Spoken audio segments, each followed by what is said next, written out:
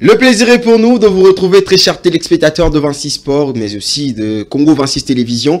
Voilà, le plaisir est pour moi et puis pour nos analystes ici présents. Question d'embellir vos maisons en termes d'actualités sportives. Alors, j'ai le plaisir ce soir de recevoir pour vous Eliel Piamier. Bonsoir à toi et bienvenue. Bonsoir Carlos, bonsoir mon co-débatteur de ce soir, Chris Magambo, et bonsoir aussi à vous, fidèles téléspectateurs qui êtes scotchés comme à l'accoutumée devant vos postes et téléviseurs. Alors, Eliel Piamier, meilleurs vœux à toi aussi. Ah bah merci pareillement aussi, meilleurs vœux aussi à ceux qui nous suivent en ce moment. Voilà. Alors, nous avons aussi Christopher Magambo. Bonsoir à toi et bienvenue. Bonsoir Carlos, bonsoir Eliel Piamier Ngoma. Oh, j'ai le réel plaisir de te retrouver. Il y a même le post-no qui est sorti. Dans ces beaux cadres, à côté de notre présentateur célèbre, présentateur vedette, Carlos Lofaka. Je salue aussi nos téléspectateurs qui nous suivent de partout. Les vœux ont déjà commencé. Voilà, je souhaite les vœux les meilleurs pour la fête de Noël qu'on va fêter dans 2 jours parce que nous sommes le 23 décembre et la fête des bonnes années qu'on va fêter la semaine prochaine. Mes vœux les meilleurs à vous, nos téléspectateurs qui nous suivent de partout. Alors, il y a une équipe qui va bien fêter ses vœux le meilleur, c'est carrément le Derrick Club Motema Pembe qui a battu l'OC Renaissance. C'était là hier au stade des Martyrs de la Pentecôte, des buts à 1. Le René qui ont commencé mais qui n'ont pas pu tenir face à cette équipe de Derrick Club Motema Pembe. On suit en image et puis on va se retrouver tout juste après.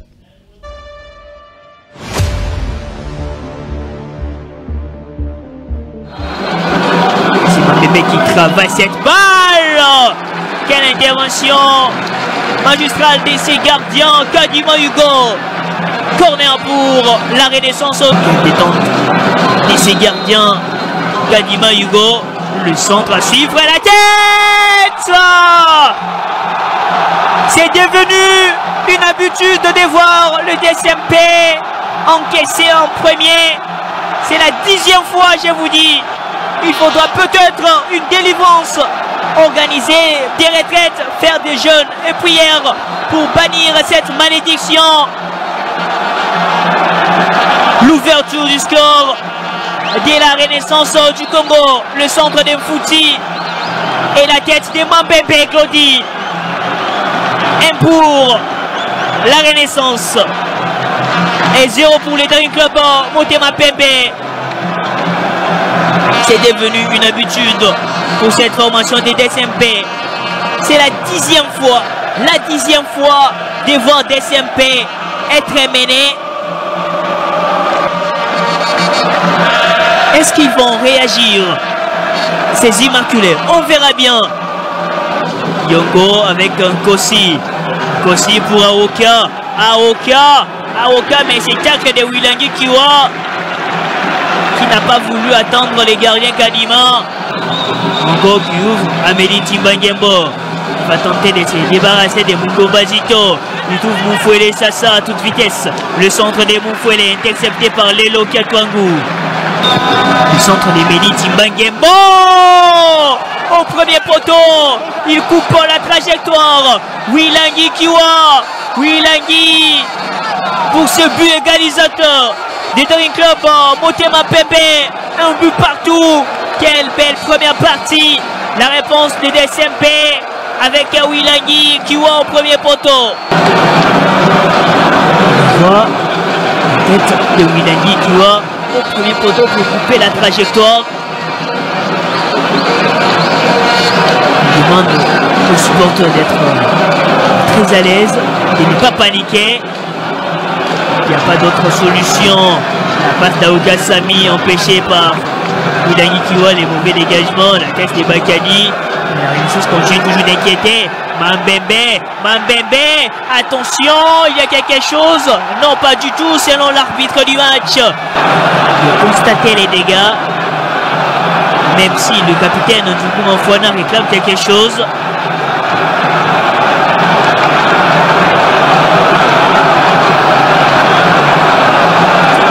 Il y a 2 joueurs de la Renaissance. On va bien le voir. La passe est acceptée. Attention Bakani pour Longagno au moment. Longagno qui frappe en ras du sol. Tenté, bien organisé. Attention, le contrôle est bon. On s'arrête là pour la première période. William Bokingo. Bokingo qui perce. Est-ce qu'il y a faute sur Bokingo? Oui, il y a faute sur Bokingo. William Bokingo. C'est Gomez, il va tenter de protéger. Mauvaise communication entre Gomez et les gardiens. Kadima Hugo.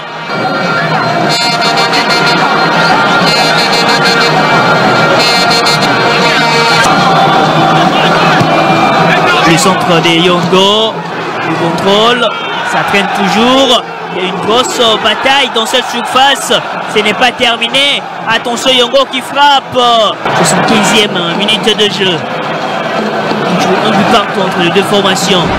Le centre de Diakana à la tête. Il est calé dans le stratosphérique pour ses seconds buts. Et Foloko Djoulama qui a sauté plus haut pour donner l'avantage au Club Motema Pembe. Et Foloko Djoulama, l'ancien des Kouya Sport, debout des SRP. Et un pour la Renaissance du Congo. Et l'explosion de joie à côté. Thierry Club Motema Pembe. Grâce à ce but inscrit par Foloko Djoulama. Le centre très bien envoyé par Yakana Dianzeza et la tête de Foloko Djoulama qui a pris la place d'Arsène Gomez sorti sous blessure. Et Foloko Djoulama pour le second but de ces géants de Club Motema Pembe. La tête bien placée, l'angle fermé et les gardiens qui en toute difficulté. Même s'il y avait un joueur dans ce coin.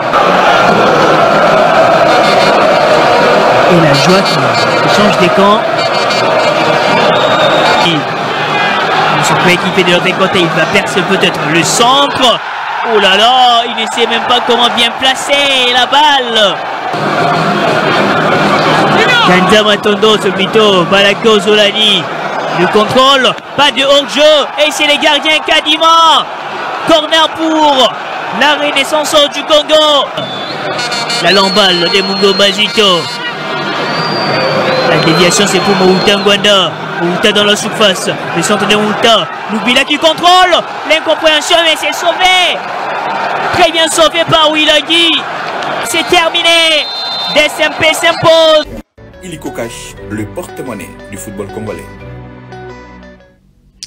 Voilà, enfin, ce derby a été clos par la victoire de DSMP dans le Club Motema Pembe et l'El Piamé. Vous avez regardé ces matchs étant analyste. Quelle est votre analyse voilà, par rapport à ces matchs qui ont opposé le Renaissance au Club Motema Pembe? Écoutez, Carlos Lofaka, je me suis régalé en regardant ces beaux derbys.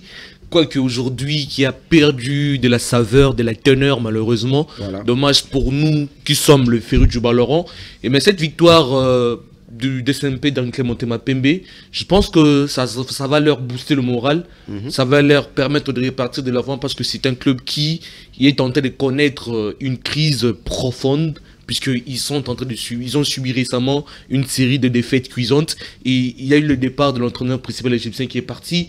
Et aujourd'hui, il y a une nouvelle ère qui s'installe, pardon, excusez pour le lapsus, avec Guillaume Ilunga. Bon, voilà, il avait promis qu'il va faire de belles choses avec Derrick Motema Pembe, qu'on lui donne juste du temps. Peut-être que cette victoire sera un déclic pour cette équipe de DSMP pour pouvoir se relancer dans le championnat et se relancer de quelle manière en remportant un derby. Je pense que cela va permettre à ce que le joueur puisse s'investir à fond dans ce projet. Pourquoi pas terminer parmi les 6 premiers pour espérer une qualification possible pour le play-off qui viendra dans les jours à venir. Par rapport à l'équipe de Renaissance, dans le match, elle a dominé, ça faut pas s'y voiler la face, puisque DSMP n'a pas existé dans cette rencontre. DSMP a su juste être réaliste et opportuniste à travers les occasions qu'ils ont obtenues, ils les ont concrétisées, ils les ont mis au fond du filet adverse. Et Renaissance a été maladroit. Si vous observez la rencontre, Renaissance a été maladroit. Ils n'ont pas pu concrétiser toutes les très belles occasions qu'ils ont eues tout au long de cette rencontre. C'est dommage. Lorsque vous jouez un match d'un grand enjeu, un enjeu pareil, qui est un derby, pas n'importe lequel, un derby fratricide, qui oppose deux frères venant d'une même famille. Donc, c'est-à-dire que dans cette rencontre comme ça, vous ne pouvez pas louper des occasions bêtement. Vous devez obligatoirement concrétiser. Parce que le but, c'est pouvoir gagner. Vous savez, pour les équipes qui jouent un derby, ils préfèrent perdre un match contre une équipe lambda, une autre équipe du championnat, mais pas avec les rivaux éternels. Très bien. Vous voyez? Et moi, je n'ai pas senti Renaissance avec un esprit révolté pour pouvoir dégager un sursaut d'orgueil afin de pouvoir gagner cette rencontre. Malheureusement, ça n'a pas été le cas et Desampé a su profiter de cette faiblesse de Renaissance pour pouvoir gagner cette rencontre. Mais je pense que ça a été un beau spectacle. Quoique, il a manqué de l'ambiance, il a manqué de la ferveur. Oui, il y avait certes quelques petits supporters qui étaient présents, mais aujourd'hui, ces derbies ne vaut plus rien. Ne vaut plus rien en termes d'engouement, en termes de suivi, en termes de ferveur. Dommage, on espère que nos dirigeants, nos autorités vont faire en sorte que ces derbies puissent répandre de sa saveur. Alors, Christopher Magambo, vous pensez que le manque voilà, les départs de l'entraîneur de l'OC Renaissance a pu peut-être jouer sur le mental des joueurs? Peut-être oui, hein. Parce qu'avec lui, l'OC Renaissance a enchaîné des victoires. Voilà. Imaginez-vous, lors des 5 premières journées, je crois bien que l'OC Renaissance avait gagné, voire même 4 de ces matchs. Mais aujourd'hui, l'OC Renaissance n'arrive plus à gagner. Je vais parler plus de ces derbies avec le DSMP. Déjà, l'OC Renaissance, depuis que Renaissance existe, c'est parce qu'aujourd'hui, il y a des Renaissances. Hein. Ils se sont aussi séparés. Il y a l'OC Renaissance en Ligue 1 et les FC Renaissance en Ligue 2. Depuis que l'OC Renaissance est ici de la famille vert et blanc, depuis qu'ils sont là, en championnat d'élite, ils n'ont jamais bâti des SMP. Okay. Mieux tenir des SMP en échec, mais voir l'OC Renaissance battre des SMP, ce n'est pas encore arrivé. Peut-être avec le temps, ça va arriver. Le SMP aussi a une équipe avec des problèmes, avec les nouveaux entraîneurs. Guillaume Ilunga, après le départ de l'Égyptien, Guillaume Ilunga, hier c'était son 4e match, il avait déjà perdu 3 matchs de suite. Hier, vraiment, je crois bien s'il avait perdu ces matchs-là, il serait limogé. Dieu est là, et il a quand même réussi à battre le Renaissance par 2 buts à 1. Dernièrement, j'avais lu une déclaration sur le net du président des SMP, qui est Paul Kassembele. Il a dit, avec l'autorisation de la FIFA de recruter à nouveau des joueurs, l'année prochaine, l'année qui commence, l'année 2025, au début, DSMP va construire une bonne équipe. Ils seront vraiment en forme. On va voir ce qui va arriver l'année prochaine. Pour parler de la phase classique de la Lina Foot, l'Hélico Cash League 1, que nous sommes habitués d'appeler la Lina Foot, DSMP reste avec des journées à jouer. S'ils arrivent à gagner les 2 matchs-là, ils seront classés parmi les 6 premiers.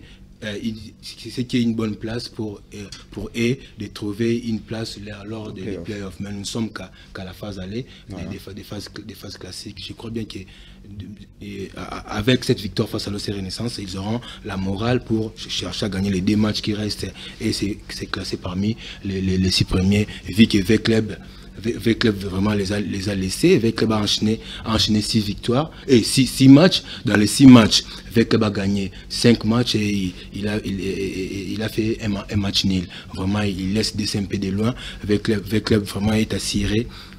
Nous sommes à la phase aller, mais V-Club est assuré de jouer les playoffs. Pourquoi pas chercher les titres? Parce que V-Club est habitué de gagner ces titres-là, lui avec Mazembe.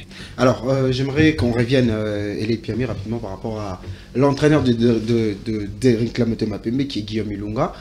Ces profils-là a été le profil idéal pour DSMP pour l'instant. Oui, je pense que si les gens de DSMP ne se sont pas trompés, parce que Guillaume Ilunga, c'est quelqu'un qui connaît très bien le football local. Il a dirigé diverses équipes locales ici, plus particulièrement à Kinshasa. Et c'est un entraîneur qui suit régulièrement les performances des différentes équipes. Et je pense que les dirigeants de DSMP Imana ne se sont pas trompés sur sa personne. Pourquoi j'ai dit ça? Je le dis parce que c'est quelqu'un qui vient comme un capitaine qui vient sauver un navire entre le chaviré. Quoique les 3 premières défaites, on peut être un peu dubitatif, hésiter, est-ce que c'était le bon choix de pouvoir choisir Guillaume Ilunga comme l'entraîneur principal de notre équipe, parce que après les 3 premières défaites, il y a eu des voix qui se sont levées, il y a eu des supporters qui sont posés sous sa personne. Vous savez comment nous, notre public est exigeant. Et j'ai même vu certaines personnes, il y a de base qu'on appelle Fekoudi, où les gens discutent souvent des équipes. J'ai voyé des gens, ils parlaient ici, vous me permettez de l'inviter en lingala, mais coach Wana, le côté wapi. Voilà. Nous sommes route, il était. Ça faut coach théorique. Ça théorie, mais pratique, mais tout le monde a joué tactique. Et moi, j'ai parlé avec un confrère il y a 2 jours. Avant la rencontre entre DSMP et Renaissance, je lui ai dit, écoute mon ami, tu verras, DSMP va battre Renaissance. Il m'a dit, mais comment c'est possible de DSMP est au bord du gouffre en ce moment? J'ai dit, tu vois, c'est le derby. Lorsque vous gagnez le derby, ça donne une confiance énorme. Voilà. Ça permet que vous puissiez rebondir. Et moi, je vous dis, dans les jours à venir, vous allez voir, Imana va rebondir. Imana sera parmi les 6 premières équipes qui vont s'y qualifier et jouer le play-off dans les jours à venir. Et il faut vraiment du temps pour voir que cette équipe puisse s'imprégner de la mentalité, de la philosophie du jeu tactique proposé par Guillaume Ilunga. Si vous vous rappelez Carlos Lofaka, ainsi que de Chris Magambo, le fois précédent, on parlait souvent du cas d'Absalam Ouadou. Il est parti, il y a Youssou Dabo qui est venu. Youssou Dabo n'a pas gagné ses 2 premières rencontres. Mais il y a eu des gens qui ont parlé de lui. Mais après, aujourd'hui, ça porte fruit.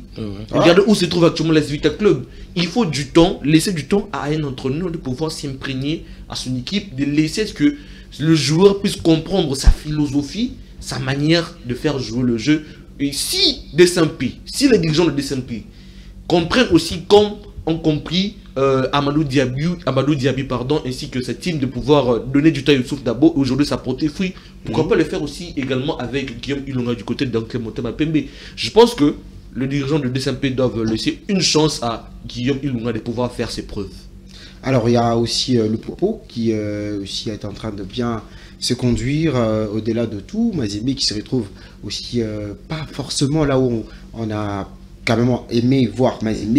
Quand même, dans la vie, tu as parlé des clubs qui s'est quand même bien positionné avec 6 matchs gagnés, 4 matchs nuls et puis 1 match perdu. Et vous sentez que Mazembe devrait arranger quelque chose? Oui, si vous avez suivi la conférence de presse de Lamine Ndiaye après le match nul face à Young Africans, il a dit il a déjà tout fait, il fait tout et il continue à faire tout, mais il ne comprend pas. Si le problème c'est le joueur. Mais déjà, quand vous, un entraîneur, vous posez cette question, c'est-à-dire que rien ne va pas. Il y a un problème, Parce que c'est vous qui êtes la tête, vous êtes le cerveau de l'équipe. Vous voyez, si vous, entraîneur, déjà vous ne parvenez pas à vous assumer, à assumer vos responsabilités, c'est-à-dire qu'il y a un ça va pas. Il y a anguille sous roche. La mine devait s'assumer afin de pouvoir protéger ce problème comme le fait Youssouf Dabo. Lorsque Youssouf Dabo a commencé, les 2 premières rencontres, il ne gagnait pas. Il protégeait ce joueur. Si vous souvenez ses différentes conférences de presse, il dit, il assume tout résultat qui peut survenir parce que c'est lui qui est le leader de l'équipe, c'est lui le manager. C'est lui qui aligne le joueur. Voilà. Oui, c'est lui qui aligne le joueur. Mais ce n'est pas les discours semblables. Car Lamine Ndiaye, il a un discours opposé, contrairement qui est aux antipodes par rapport à celui que prononce Youssouf Dabo. Moi je dis que le problème de Mazembe c'est l'entraîneur.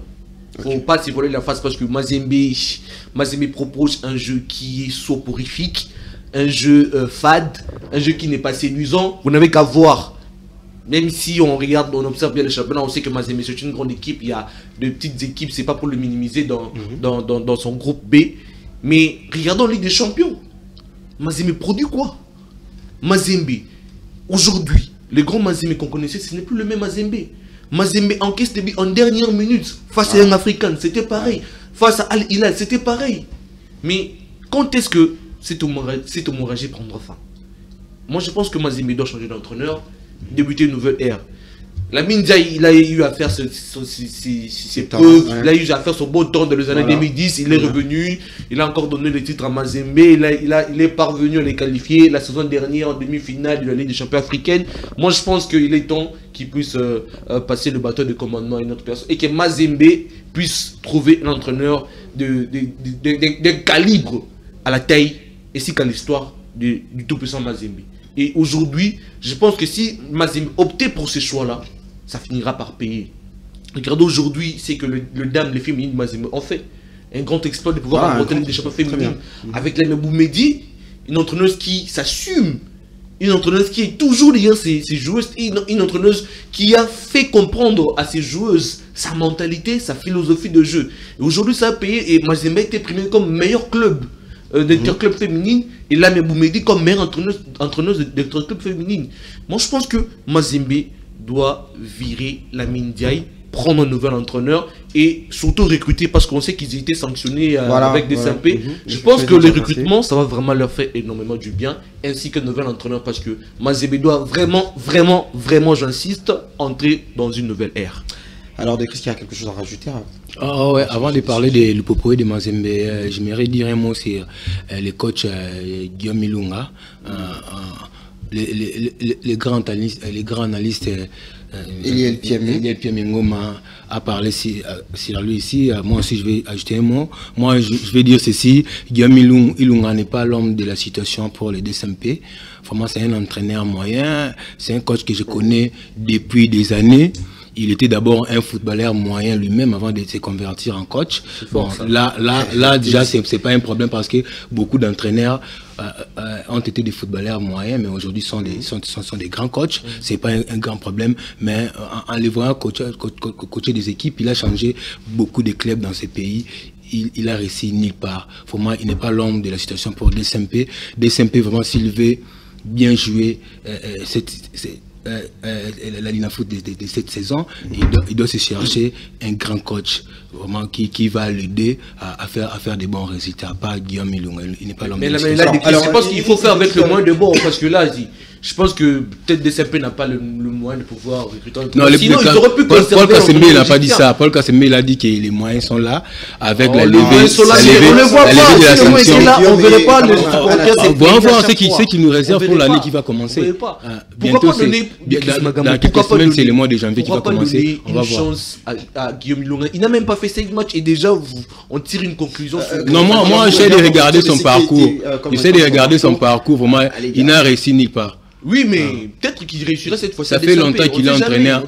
Il est là plus de 20 ans, plus de 25 ans, mais il n'a réussi nulle part. Je ne suis pas contre ce que tu dis, mais si tout est possible dans la vie, on ne sait pas ce que l'avenir nous réserve. Peut-être qu'il peut réussir avec des non, DSM pas des problèmes sérieux. Lui n'est pas l'homme de la situation. Et déjà, en gagnant ces derbies, Carlos Lofaka, déjà il y a quelque chose. Voilà, l'OC Renaissance n'a jamais gagné de santé. Je l'ai souligné. Il gagne déjà le cœur du supporter. Parce qu'aujourd'hui, j'ai fait un petit tour. 3 défaites en 4 matchs. Dites-vous, oui, vous pouvez perdre 4 ou 5 matchs, mais quand c'est face à l'OC Renaissance, oui, c'est quand même un derby qui crée de choses. C'est un derby bouillant, surtout c'est un derby fratricide. Donc, s'il perdait peut-être le derby, Renaissance provient d'où? Renaissance provient d'où? Des SMP. Essayons de voir ce qu'il va faire avec les 2 matchs restants. Bah voilà, on verra ce que ça va donner. On va dire un mot. On pourra juger. Je vais parler de Lupopo qui se comporte bien, vraiment. Avec leur entraîneur était suspendu pour des propos racistes. La suspension n'est pas toujours levée. Il avait introduit un recours. Ils essaient de faire avec les adjoints. Ils ont toujours des bons résultats. Mazembe, Eliel vient de le dire ici, Mazembe, vraiment rien ne marche. L'école de la Mindial, notre confrère Elifeu a l'habitude de dire, il est de l'ancienne école. C'est un coach, mais vraiment, sa philosophie, tout ce qu'il fait, ça date. Mazembe fera, pour moi, je vais conseiller aux dirigeants de Mazembe de recruter un grand entraîneur pour essayer d'amener le résultat. Surtout, regardez bien les résultats de Mazembe au niveau de la Champions League africaine. Ils n'y arrivent même pas. Voilà. Je ne sais même pas s'ils seront capables de passer. Moi, je pense pas. Je ne vois pas le TP Mazembe s'y qualifier. Difficile pour eux. Son gros parce que la Ligue Foot, ils sont habitués de la gagner, mais cette saison, je ne vois pas Mazembe remporter cette édition de la Ligue Foot. Vraiment, moi je vois avec club où Lupopo, Magnon aussi est en course, mais je vois d'abord avec club et Lupopo, les deux grands favoris. Voilà. Avec club qui était dans l'ombre, qui se réveille, qui crée un peu la ascension. Avec les nouveaux entraîneurs, Youssouf Dabo, connaît très bon choix. Un très bon choix. Oui, un très bon choix. Pour moi, la meilleure recrue de Vite à cette saison, c'est lui. Okay. C'est le coach. Avec aussi, il y a de très bons joueurs. J'aime bien le latéral droit de Ayrton Boko, c'est un joueur virevoltant qui est très bon sur son couloir droit, qui malheureusement j'aurais bien voulu le voir avec le A', avec la sélection nationale. Dommage c'est un problème administratif puisque antérieurement il avait joué avec les équipes de jeunes de la Belgique. Espérons que la situation va se décompter de le jour aux années. Je rappelle qu'il y a beaucoup de problèmes administratifs pour beaucoup de joueurs pour pour la sélection A'. Ça va vraiment causer beaucoup de tort. On entame déjà les sujets pour parler des éliminatoires Chan 2025 qui va quand même on tente quand même de prendre les tickets et s'offrir un ticket. C'est quand même difficile parce qu'on a fait un match nul face aux Tchadiens, un but partout. Eliel, comment vous avez vu ce match? J'ai regardé cette rencontre avec beaucoup d'attention. Moi, mon cœur a vraiment battu pour Oscar Kabwitz. Mais quel joueur! Si un joueur stratosphérique, s'il vous plaît. Je pense que Oscar Kabwitz joue dans une catégorie haute. Ouais. Parce que si vous observez cette rencontre, c'est lui l'homme du match. Il était dans tous les coups. En attaque, en défense, il était là partout. Il a créé des occasions. Il a même marqué le but côté congolais. Mais dans le fond de jeu, si vous observez la rencontre, j'ai pas vu un beau jeu. J'ai pas vu un jeu attrayant. C'était à dormir debout. Ça, faut pas qu'on se le voit à la face. Moi, je m'attendais à ce que le Léopard puisse battre le Tchadien sur un score écrasant.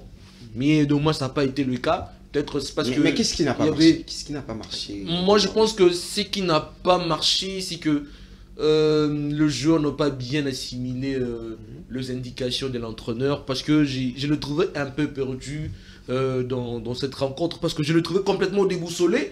Il ne parvenait pas à s'y positionner. Si vous observez le but tchadien qui est inscrit, c'est dans un...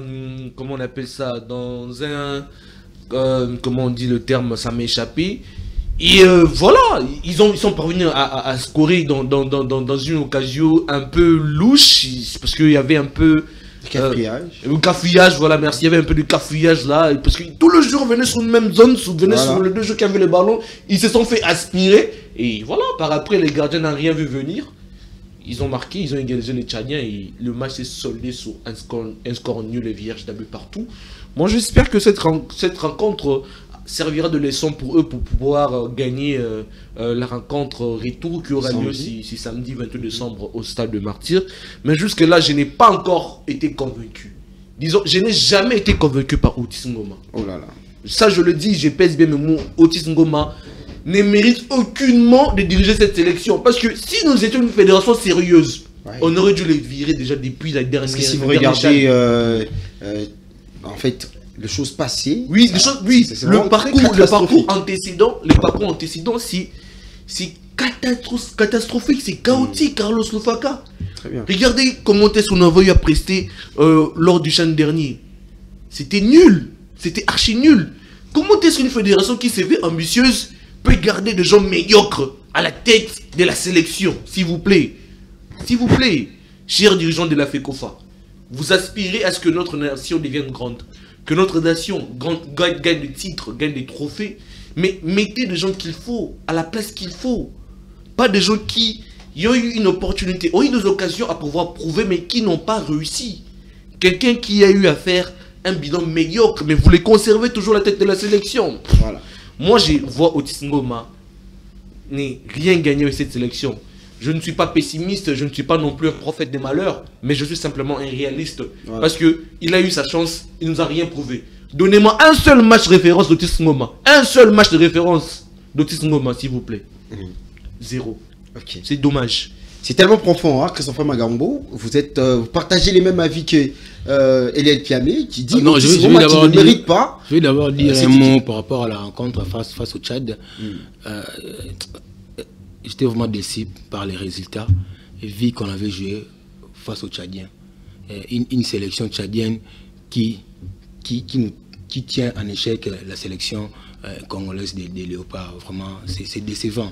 Alors qu'on n'a même pas joué en Tchad parce qu'ils n'ont pas de stade homologué. Ouais, on a joué en Côte d'Ivoire, mais ils ont quand même réussi à tenir la RDC en échec. C'est vraiment décevant, mais on a des problèmes avec certains joueurs qui ne sont pas éligibles pour jouer. Ils ont des problèmes administratifs. Moi ce que je ne comprends pas, avant de sélectionner un joueur, il faut bien suivre son dossier. C'est ça. Normalement, comment voyager avec tant de joueurs qui ont des problèmes administratifs? Voilà. Et puis c'est toujours le même problème qu'on a depuis toujours. C'est vraiment regrettable. Il fallait connaître ça avant. Moi je me souviens, lorsque cette compétition a commencé, la première édition c'était en 2009 en Côte d'Ivoire. Loussadi Soubassissi, qui est coach aujourd'hui, Guy Monchebe, il revenait de la Tunisie. Il était parti jouer aux Sfaxiens. Oui, il avait seulement joué la mi-saison. Il est revenu ici. Moutoubli Santos voulait le sélectionner pour aller jouer la phase finale en Côte d'Ivoire. Mais comme ce dossier administratif n'était pas correct, il était laissé. Il n'avait pas participé à ces chaînes-là. Mais pourquoi aujourd'hui aller jouer face au Tchad avec tant de joueurs qui ont des problèmes administratifs? J'ai vu seulement, on a cité 14 joueurs, je crois. 14 joueurs qui sont en règle. C'est pas bien. Je vais dire aussi un mot par rapport au sélectionneur. Moi aussi, je ne trouve pas l'homme de la situation. Je n'ai pas compris pourquoi on l'a reconduit. Alors que l'année passée, au début de l'année 2023, on était à la phase finale en Algérie, là-bas. On avait fait un fiasco. On avait fait un fiasco, on n'arrivait même pas à marquer un but pendant les 3 matchs, les 3 matchs joués. Pourquoi les reconduire? Il est là, il travaille presque, et puis il y a des entraînements. Moi je vois les coachs qui montent en puissance. Il est là avec Manier Maignan. Il peut faire comme Ibenge faisait. Ibenge coaché avec club et les Léopards Chan au même moment. Kimoto aussi peut le faire parce que Kimoto coach bien. Ses résultats, on les voit dans nos yeux. Pourquoi nous ramener encore au Tissingoma avec qui on a moins de chances de réussir? Je parie bien que nous serons qualifiés, nous allons gagner le match de retour ici, mais lors de la phase finale, en Afrique de l'Est, on aura d'énormes problèmes pour arriver même en quart de finale. Et souvent, voilà, permettez-moi de pouvoir rajouter quelque chose sur ce que vient de dire Magambo, et surtout que notre fédération devienne sérieuse, s'il vous plaît. Vous savez que la CAN féminine va se dérouler dans quelques mois. La sélection féminine n'a pas d'entraîneur. Est-ce que vous vous rendez compte? Et dans quelques jours, il y a le tirage au sort qui va s'effectuer afin de pouvoir classer les équipes en phase de groupe. La sélection féminine n'a pas de coach. J'évoque cela pourquoi? Parce que Papi Kimoto a dirigé cette sélection dames de Léopard, les a qualifiés. Il n'avait pas de contrat. Il avait aidé la sélection juste pour trouver une coach. Il n'avait rien proposé. Et juste à présent, la sélection... C'est pas lui-même qui avait refusé. Il avait refusé. Il n'avait pas de contrat. On n'avait rien proposé. Vous voyez, on l'a dit comme on dit toujours. Mais ça, est-ce que c'est logique? Non, pas du tout. Vous lui proposez un contrat. Vous lui proposez vos idées, votre projet. Qu'est-ce que vous voulez comme objectif, comme ambition? Vous ne lui proposez rien de tout ça. Comment vous voulez qu'il puisse diriger la sélection? C'est pas normal. Que la fédération soit sérieuse, qu'elle mette l'ordre, que la fédération puisse bien gérer tous les dossiers administratifs, que ce soit avec les catégories de jeunes, que ce soit avec la sélection. Voilà pourquoi nous voulons que les élections soient organisées au niveau de la FECOPA. Normalement, il faut que ça se fasse. Bon, nous avons besoin d'un comité bien assis. Là, j'ai l'impression que la fédération, je sais pas. Voilà, en fait, les Léopards de la RDC qui vont jouer la CHAN vont quand même chercher à battre cette équipe ici à Kinshasa, qui vont jouer au stade de Martyrs de la Pentecôte le samedi 28, c'est 28, hein, 28 décembre, ici à Kinshasa. Alors on va changer de chapitre à présent pour parler de la coupe intercontinentale. J'ai quand même thématisé ça, une sorte, je sais pas si des vous avez compris, c'est une sorte de dire une consolation pour le Real de Madrid après avoir manqué les titres de Ballon d'Or. Parce qu'on a vu Vinicius a été le MVP de cette compétition des intercontinentales. On a vu même l'entraîneur du Real a été quand même gratifié d'un titre. Je me dis, c'est une consolation pour le Real à ces titres-là ou c'est autre chose? Je vais dire ceci, c'est ridicule. Pourquoi je l'ai dit? de gens qui ont joué qu'une seule rencontre. Vous les primez. Pourquoi? Pour avoir fait quoi? Pour avoir prouvé quoi? Tandis que vous avez des joueurs qui ont à prester durant 3-2 rencontres et qui ont brillé tout au long de cette pseudo-compétition que moi je ne soutiens carrément absolument pas. Cette coupe intercontinentale, moi qui je vous dis, c'est carrément du marketing. Parce qu'il n'y a pas de ferveur, il n'y a pas d'engouement. C'est quoi le but de cette compétition? Dites-moi, c'est quoi le but de cette compétition, s'il vous plaît? Mais Eliel, vous savez parce que une compétition, une compétition où vous avez une équipe qui ne vient jouer que la finale, s'il vous plaît. Quand est-ce que nous, je vais parler que de nous Africains, quand est-ce que nous Africains, à chaque fois, on va commencer à se faire doubler par les Européens? Déjà, la CAN a été reportée à cause de la Coupe du Monde de club. Comment est-ce que la CAF se sent tellement impuissante au point de pouvoir obéir, on doit aller à tout ce que la FIFA et l'UEFA imposent comme règle ou comme calendrier? Vous trouvez ça normal? Quand est-ce que nous Africains, nous allons nous réveiller et dire aussi que non, nous nous opposons à ce que vous nous proposez comme calendrier ou comme organisation? Nous allons jouer nos compétitions, nos tournois à des délais qui ont été bien précis et bien définis. Quand est-ce que nous allons nous opposer et dire non au moins une fois de notre vie à la FIFA et à l'UEFA par rapport à tout ce qu'il faut comme magouille? Regardez comment est-ce qu'aujourd'hui les calendriers des matchs deviennent denses. Les joueurs ne sont pas des robots. Aujourd'hui, vous voyez des joueurs prendre leur retraite précocement. Vous voyez Eden Hazard, Gareth Bale arrêter leur carrière à temps. Pourquoi? Vous posez la question. Posez-vous la question pourquoi? Vous dites non, ils gagnent des millions, ils doivent beaucoup jouer. Mais oui, ils doivent beaucoup jouer. Qu'est-ce qu'il y a pour eux de jouer? C'est leur corps. Si leur corps n'est pas bien, leur corps est surchargé, comment est-ce que vous voulez qu'ils puissent bien jouer? Ils gagnent des millions. Ça, on ne disconvient pas. Oui, c'est leur métier. Mais quand vous mettez des matchs, des calendriers surchargés, il y a un moment où le corps refuse, il y a un moment où le corps dit stop. Si vous avez suivi le propos qu'avait tenu Eden Hazard lorsqu'il a pris sa retraite, il a dit qu'il a beaucoup donné. Il a beaucoup donné que son corps n'en peut plus. Lui, il a envie de continuer le football, mais son corps ne suit plus. Alors, mais regardez aujourd'hui, avec ce nouveau format de la Coupe du Monde de club, à 32 équipes, c'est une arnaque. C'est une arnaque. On devait, nous, Africains, boycotter cette compétition.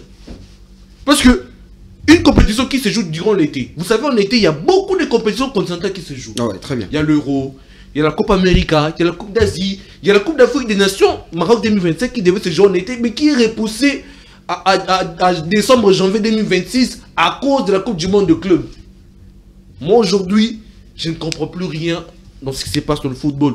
Et Gianni Infantino a tué le football. Ça, il faut se voler la face. Je préfère 1000 fois Blatter que Gianni Infantino, parce que le mec, c'est un businessman. Il n'est là que pour la thune, il n'est là que pour l'argent, que pour le marketing, qu'on se voit à la face. Vous êtes oublié, par exemple, la Coupe du Monde 2034 qui va se jouer en Arabie Saoudite. Vous savez, c'est une nation musulmane.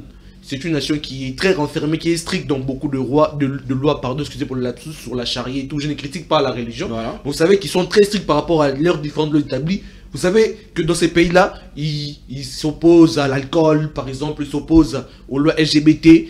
C'est pas que j'encourage ça, je suis en train d'évoquer. Parce que ces nations, ces pays, par exemple, comme les Anglais, c'est ça, de grands consommateurs d'alcool. Ouais. Lui, il vient regarder la compétition, toi, tu as l'intérêt de prendre l'alcool. Vous savez, la FIFA ne voit pas la gravité de tout ça. Voilà, ne voit pas tout ça et attribue aveuglement de compétition à ces nations-là. Pourquoi? À cause de l'argent. Donc, vous n'êtes pas d'accord de voir le Real de Madrid jouer cette compétition qu'en finale?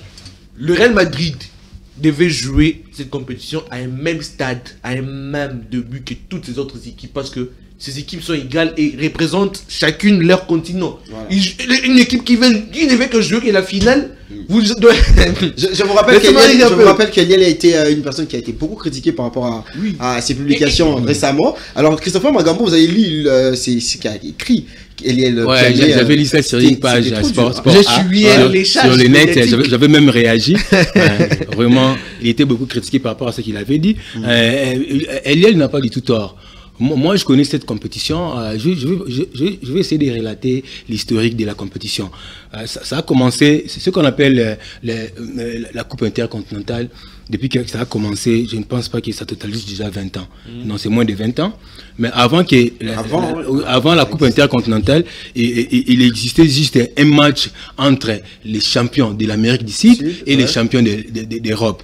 Ils jouaient dans un terrain neutre. Souvent, ils partaient jouer en Asie.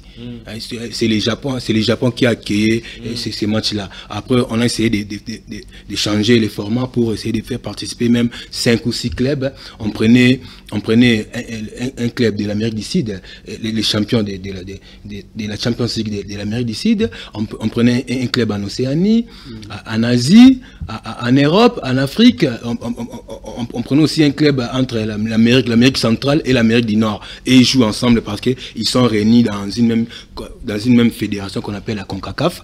Et ils venaient participer dans ce qu'on appelle la Coupe de l'Interclub. Mais les clubs européens participaient au niveau de la demi-finale, et même le club de l'Amérique du Sud. Ce qui commençait au niveau des quarts de finale, c'était les clubs de l'Asie ou de l'Afrique. Mais je n'ai pas compris, cette année, j'ai vu directement les Real jouer la finale. C'était une consolation pour le Real? C'est que moi, je n'ai pas compris. Tu as écrit là-bas une consolation pour le Real. Moi, je voyais par rapport au titre, parce que la saison vient de commencer depuis, la saison a commencé depuis le mois d'août. Le Real est à son 2e trophée. Parce que le Real avait remporté la Super Coupe d'Europe. Il vient de remporter la Coupe intercontinentale. C'est déjà des trophées, alors que la saison est encore au début. Les championnats déjà en Europe, il y a la phase aller qui se termine, parce que j'ai vu les Barça jouer ce match, c'est sa 19e journée le samedi passé. Déjà nous sommes là en Italie, en Angleterre, là nous sommes au niveau des 17e journées. En France aussi, la phase aller a terminé. Mais lorsque tu as essayé de nuancer entre la soirée FIFA de Best et la Coupe de la Confédération, ce n'était pas la même chose. La soirée FIFA de Best, c'était organisé par la FIFA, il y a un vote. Déjà, les résultats étaient connus, qui étaient les gagnants. On a vu Ancelotti, meilleur entraîneur, Vinicius, meilleur joueur. On a vu l'équipe type de l'année. Là, c'était FIFA de Best. Mais pour ce qui est de la Coupe du Monde, de la Coupe Interclub, là, on élit les meilleurs pendant la finale. Souvent, l'équipe qui gagne, le meilleur joueur de la compétition est désigné dans l'équipe qui sort vainqueur. Les meilleurs entraîneurs, tout dans c'est un peu comme ça. Donc, il faut pas essayer de manipuler. Je trouve ça donc c'est juste un match d'adieu parce que l'année prochaine on aura la Coupe du Monde des clubs avec 32 clubs qui va se jouer aux États-Unis. Une compétition à boycotter cette Coupe du Monde de clubs là. Moi, je suis contre cette compétition. Vraiment, les joueurs souffrent. Bien qu'ils gagnent l'argent. Toi, tu viens de dire ici que toi, tu aimes Blatter par rapport à Gianni Infantino, mais la FIFA travaille pour les business sans dette pas d'aujourd'hui. Même Maradona aussi les déplorait.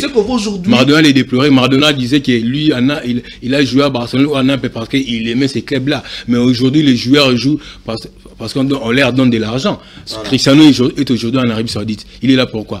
Pour de l'argent. Mais en vrai, si vous avez regardé mon post, je n'avais pas mentionné le nom du Real. Bon, c'est quand même codé au Real parce que on sait bien que c'est avait parlé de la compétition. Voilà, quand on parle de la compétition, on sait que c'est le Real qui a remporté. Oui, qu'on se voile pas la face. Je ne suis ni fan du Real ni du Barça, je ne suis pas contre le Real Madrid. Mais qu'on se voile pas la face, beaucoup de supporters du Real ne connaissaient pas cette compétition. Ça c'est vrai. Et ne savaient même pas que le Real participait à cette compétition. Ça c'est vrai. Déjà, c'est pas une compétition prestigieuse.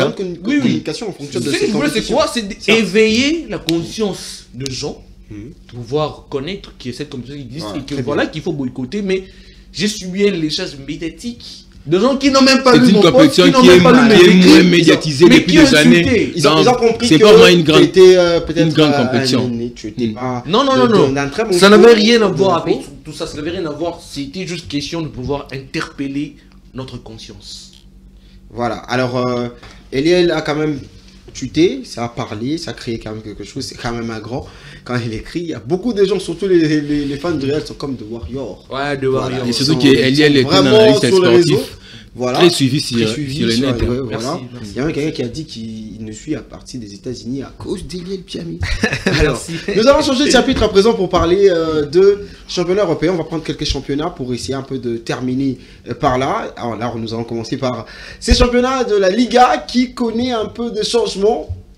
L'FC Barcelone qui chapeautait, mais attention, c'est un peu comme le Premier League où vous commencez bien, mais attention, ça change très vite. Ouais, l'FC Barcelone qui est en train de perdre le pédale, le Barcelone de Hansi Flick qui avait bien commencé, avait connu un début de saison très tonitruant avec des résultats fracassants.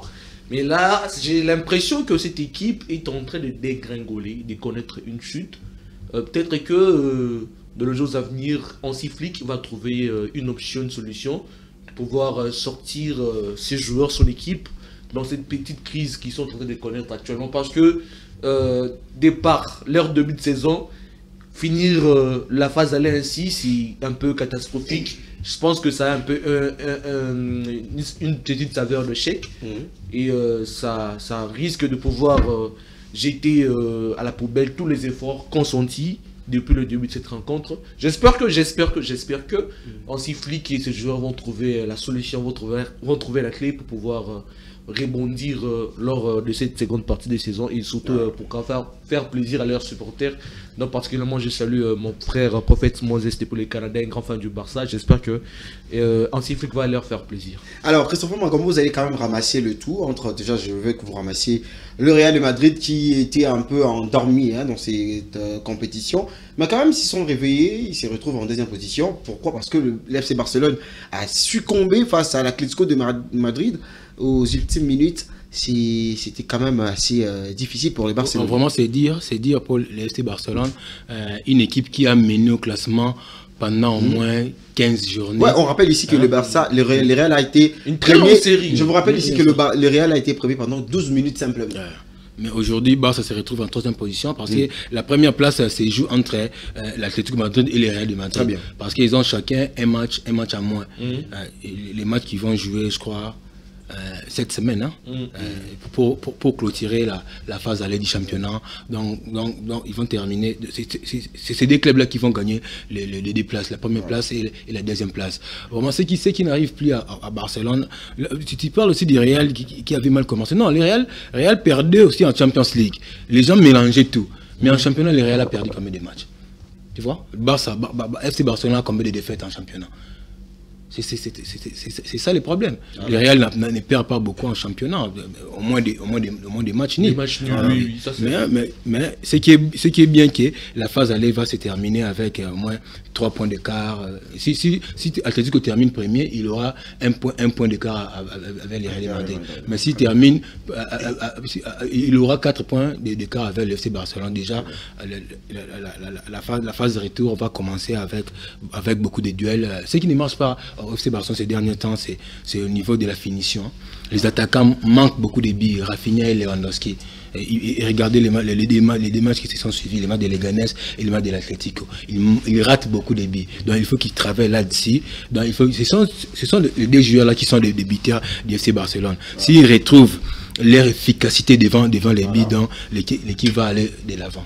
Voilà, on va aller maintenant en Angleterre parce que c'est là aussi les choses partent un peu très chaud. Il y a une équipe que moi j'ai dit aujourd'hui, on retrouve les Citizens 7e du championnat. C'est quand même assez... c'est quand même dans la dinguerie, comme tu vas me dire. Ouais, de la dinguerie, comme je viens de dire. Et triste surtout de pouvoir une grande équipe, d'un grand entraîneur, de l'un des meilleurs entraîneurs du football, l'un des meilleurs entraîneurs de tout le temps, Pep Guardiola. Aujourd'hui, je le sens un peu perdu dans ses choix. Parce que Man City, c'est devenu une équipe décevante. Une équipe dont même Bournemouth qui se retrouve devant. Imagine. C'est-à-dire qu'il faut se poser ces questions. Moi, je pense qu'ils doivent retrousser leurs manches, saisir le taureau par les cornes, faire en sorte qu'ils puissent au moins chercher les 3 premières places ou encore une place pour la Champions. Parce que le titre, c'est déjà oublié.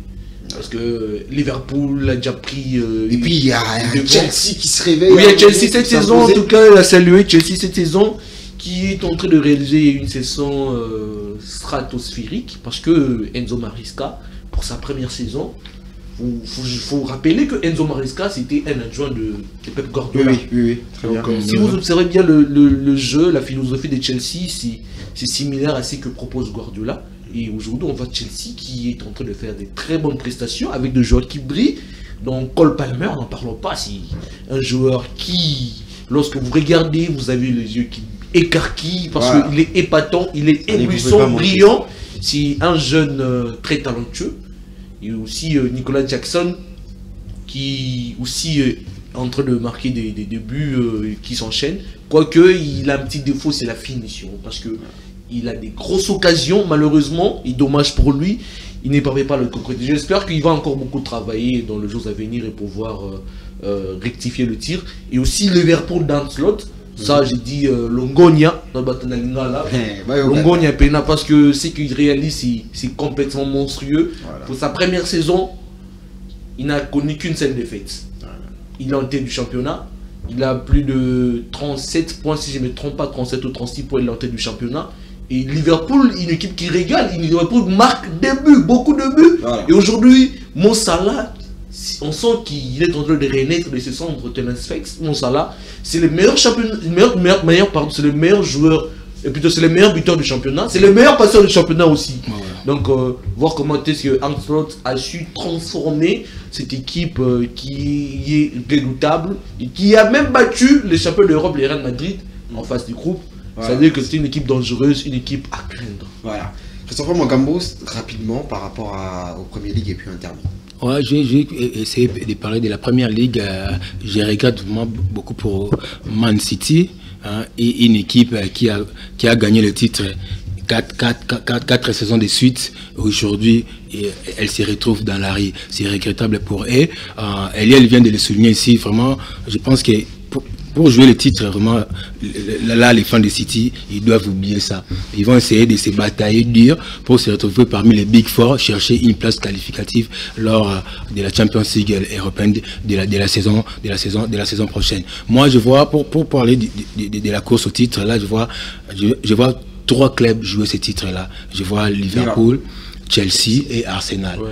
Mais Liverpool aussi a du mal à remporter ce titre. Hein. Imaginez-vous, le dernier titre remporté par Liverpool, c'était en 1990, avant que le club remporte dernièrement ici. Okay, voilà.